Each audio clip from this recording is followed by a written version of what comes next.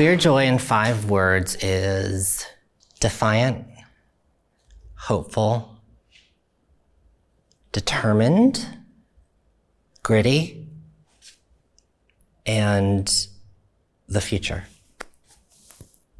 Andrea Marra, scene 1. My name is Andrea Hong Marra, but I often go by Andy. And when I'm in Korea or in community with other Koreans, my name is Hong Hyunjin. Very early on, I knew who I was as a Korean American person, as a person of color. Where I grew up in the earlier years of my childhood, we lived in a neighborhood where there were many Black and brown people. And so it wasn't a shock or a surprise to be in a classroom or to be walking down the street and see people that looked like me and also didn't look like me.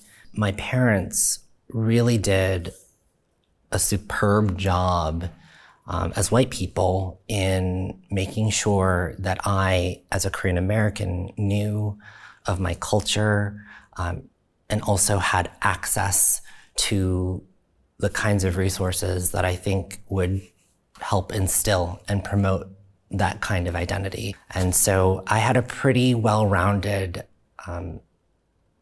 sense of who I was, not just as a Korean American person, not just as an Asian American person, but also as a person of color. I do have memories, distinct memories of, I think, validation and also hardship that affirmed my identity as a trans woman. I grew up at a time when there was very little resources available to parents or family members about what it means to have a child who's trans.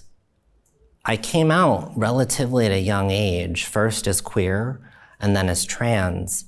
And my parents and I, we went through a long process, a journey to really share with them that who I am, my truth, my true self, is not something to be afraid of, but something to be treated with care and love, and something to be proud of and to find power in. Part of my upbringing, one of the values that my parents instilled in me was this idea of service and servant leadership, and what it means to serve others when you don't get anything back, and the importance of it, the act of it. And I have many vivid memories of growing up where my parents would take me on a variety of their own community service or volunteer activities. And I was often dragged to those events to help. And I realized when I was coming out as queer and trans that not only did I want to find my community, my people, but I also wanted to serve them as an act of placing myself in a community that I didn't have any connection to, but knew that I desperately wanted to be in relationship with others like me.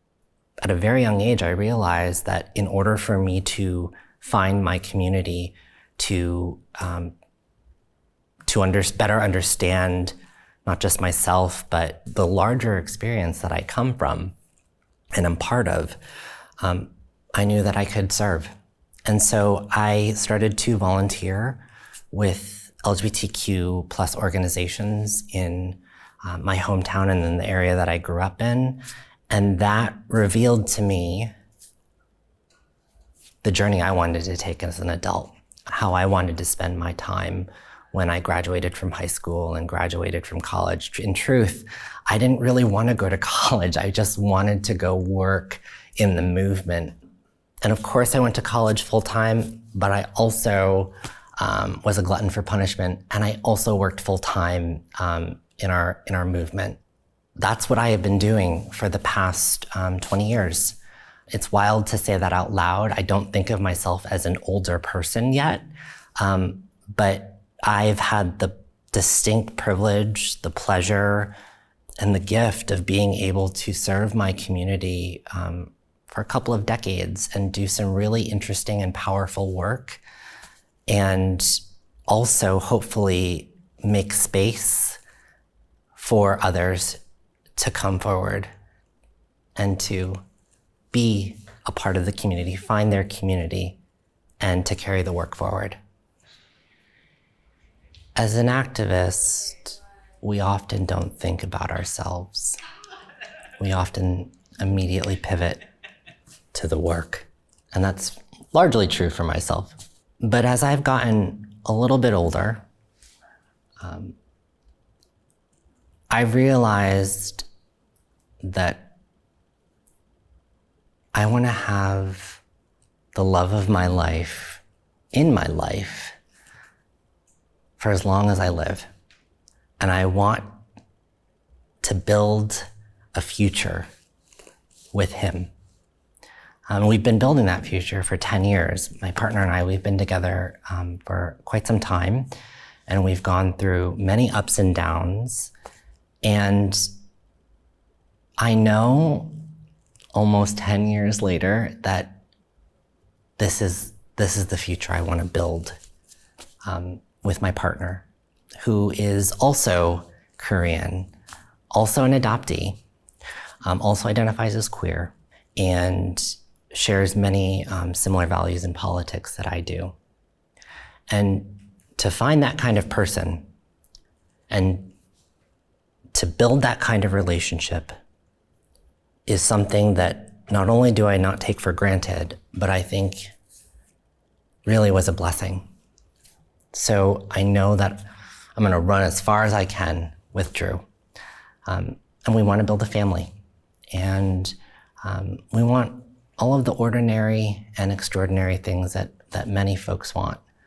I think for me, and really what matters most to me, is to build a life with my partner, and for us to have the opportunity to build the kind of family that I think we've always envisioned, not just for ourselves, but for those that we want to come after us. 3, 2, 1. A friend of mine who is also an activist, Korean American adoptee, queer, we travel apparently in packs. Her name is Mia Mingus. She talks about evidence, leaving evidence of not just Korean adoptees, but queer and trans adoptees, disabled adoptees. We need to leave our stories behind. We need to tell our stories. We need to preserve our stories so that those that come after us know that they were never alone, and that they are a part of a legacy. They are a part of a history. They're part of a community of people. And I think Mia, knowing her politics and knowing her values, the notion of leaving evidence behind is an act of resistance. As a Korean person, and knowing the many events, the many developments in our history that not just informed what happened on the Korean Peninsula, but also informed what happened to me and why I was separated from my family. The act of telling our stories and sharing our experiences is truly about resistance. It's about being defiant and naming our stories, telling our stories, and also putting a flag in the ground and saying that you can't erase us. When you look at the history of the queer and trans community and the formation of the modern queer and trans rights movement, not just here in this country, but around the world, it really starts with defiance. Defiance has to be a part of the story, right? Has to be a part of queer joy. That's what we're rooted in.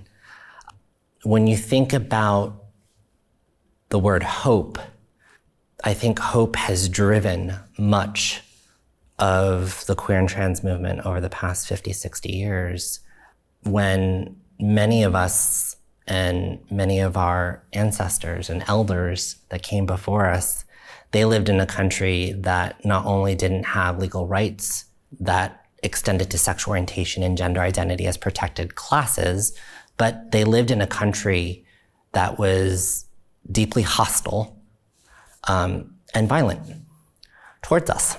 To think that a group of gritty activists came together on a hope and a prayer, if you will, that led to many historic gains in rapid succession, our movement wouldn't have made it this far had it not been for hope.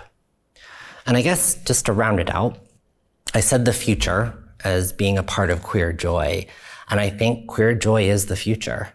I think queer and trans people in this country represent not just the future in sci-fi terms, but really the future that we all want to achieve. We all want to be seen as who we are. We all want to be loved. We all want to feel like we're a part of a larger community. And queer and trans people are inherently a part of that everyday dream. And I think if you look at the true demographics of this country, those kinds of values, those kinds of hopes and dreams are shared all over the place. Immigrants, refugees, folks of color, young people, older people, folks that live in rural places or urban places. These are intrinsic values that we all share. And I think queer and trans people right now, in the moment that we're in, are the latest reminders of what a bright future could hold for all of us. Wonderful. That's a wrap.